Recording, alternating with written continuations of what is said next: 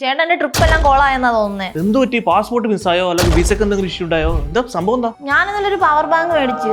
ആരൊക്കെ പറയണ കേട്ടു പവർ ബാങ്ക് ഒക്കെ ഫ്ലൈറ്റിൽ ബാൻ ചെയ്തേക്കുവാന്ന്. എന്താണെന്നൊന്നും അറിയില്ല. എന്തായാലും ട്രിപ്പ് കോളായിട്ടുണ്ട്. ചേട്ടൻ അറിയാലോ, എന്റെ ഫോണിലാണെങ്കിൽ ചാർജ് നിൽക്കില്ല. അരമണിക്കൂറിൽ ചാർജ് കയറ്റിക്കൊണ്ടിരിക്കണം. ഇപ്പൊ പവർ ബാങ്ക് കൊണ്ടുപോകാൻ പറ്റില്ല. എനിക്ക് എന്ത് ചെയ്യണമെന്ന് അറിയില്ല. എനിക്ക് പുതിയ ഫോൺ വാങ്ങാനൊന്നും പറ്റില്ലല്ലോ ഇപ്പോ. പവർ ബാങ്ക് അപ്പൊ കുഴപ്പമില്ല.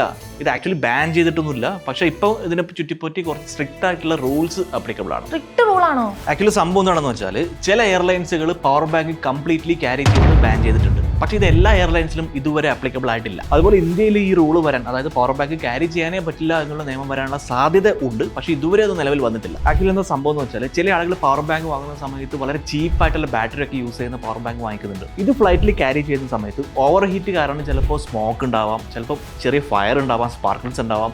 ഇതൊക്കെ വലിയ വലിയ അപകടങ്ങൾക്ക് കാരണമാകും.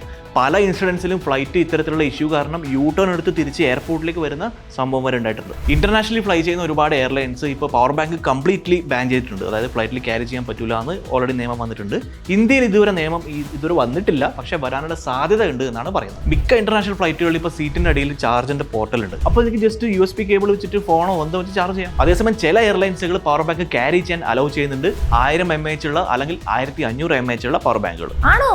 ഞാൻ മേടിച്ചത് 1000 mAh. അപ്പൊ എനിക്കത് കൊണ്ടുപോകല്ലേ? സോ ഡോണ്ട് വറി, നിന്റെ പവർ ബാങ്ക് 1000 1500 mAh ക്യാരി ചെയ്യാൻ പറ്റും. പക്ഷേ നിന്റെ പവർ ബാങ്ക് നല്ല ബ്രാൻഡിന്റെ നല്ല ക്വാളിറ്റി ബാറ്ററി ഉള്ള ഒരു പവർ ബാങ്ക് ആണെന്നുള്ള കാര്യം ഉറപ്പുവരുത്തണം. താങ്ക്സ് ചേട്ടാ, ഇത് പറഞ്ഞു തന്നേനെ. അല്ലെങ്കിൽ ഞാൻ ട്രിപ്പ് പോയി എന്ന് പറഞ്ഞപ്പോൾ കരഞ്ഞോണ്ടിരുന്നേനെ. അപ്പൊ ഞാൻ പാക്ക് ചെയ്യട്ടല്ലേ? ശരി, അപ്പോൾ ഹാപ്പി ജേണി. ഇതുപോലുള്ള കൂടുതൽ ഇൻഫോർമേറ്റീവ് ആയിട്ടുള്ള വീഡിയോകൾക്കായി ഇപ്പോൾ തന്നെ ബോസ്വാല മലയാളം ചാനൽ സബ്സ്ക്രൈബ് ചെയ്യാൻ മറക്കരുത്.